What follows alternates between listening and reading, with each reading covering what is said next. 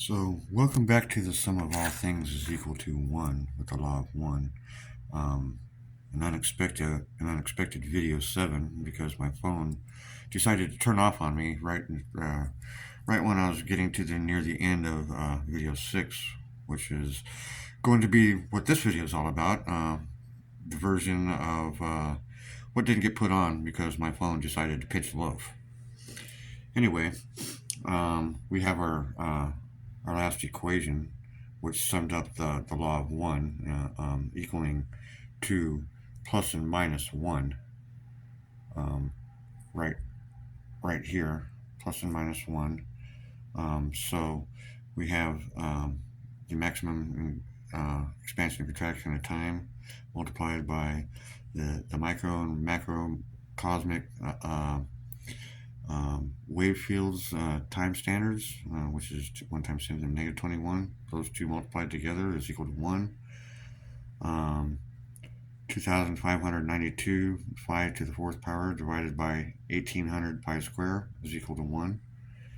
And Pu, which is actually the polar unity with the trigonomic identity function at 57.295779515 to the 4th power, sine 1 divided by 57.295779515 cubed is equal to 1 rad, and that is just part of the equation right here, and that's equal to 1. This is the velocity of light divided by the wavelength, whose absolute value is equal to that velocity, so that divided by this is equal to 1. And then we have 1 hertz, the frequency, divided by 1 second, the time. And all of this put together is equal to, with the sign of the wave, plus and minus, is equal to plus and minus 1. 1 and minus 1. So, with that in review, we take this number, 2,592, and we bring this down here, 2,592 times the maximum contraction of time multiplied by the maximum expansion of time, which is equal to 10. So 2,592 times 10 is 25,920. Now, for anybody that has any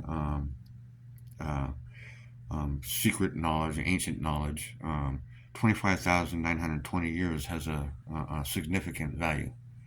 And that value is in the precession of the equinox. So, the precession of the equinox is a wobble that occurs with the Earth with respect to its rotation and orbit around the Sun in a matter of a period of time. And that period of time for one wobble, for one complete wobble, is 25,920 years.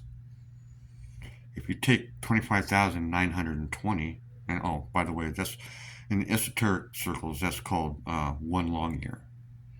And with 1 long year, there are 12 long months. And each long month is equal to 25,920 divided by 12, which is equal to 2,160 years for each single long month. And if you go back to the Vedic religion of the Eastern Indians, you'll find that they have time frames called yugas, which correspond directly to this. Now, for an interesting side note, if you take 25,920, divide it by 12 times 5, which is, as we all know, 60, that equals 432. And if we take that same number, 25,920, divided by 12 times 6, which is 72, that equals 360. Now, taking those two numbers, 70 and 60, you take 72 and 60, you take 72 divided by 60, and that's 6 over 5.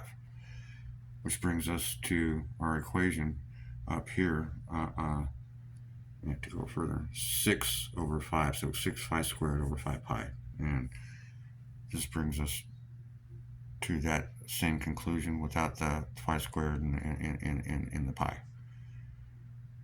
So with that is the remainder of what I had for video 6, which now has to be put into a video 7 because the phone just decided to shut off. Anyway, with that, the next video that we that will be forthcoming. It will be more about the spiritual side of this, of all of this. We concluded that the sum of all things is equal to one, and I think that I have conclusively proven that is true. And now we will move on to other things and show that the religious ideas, including the Christian, the Jewish, the Muslim, all the different ideas that say that there is a singularity God that created all things, they're all wrong. And with that, I will end this video, and I'll see you next time.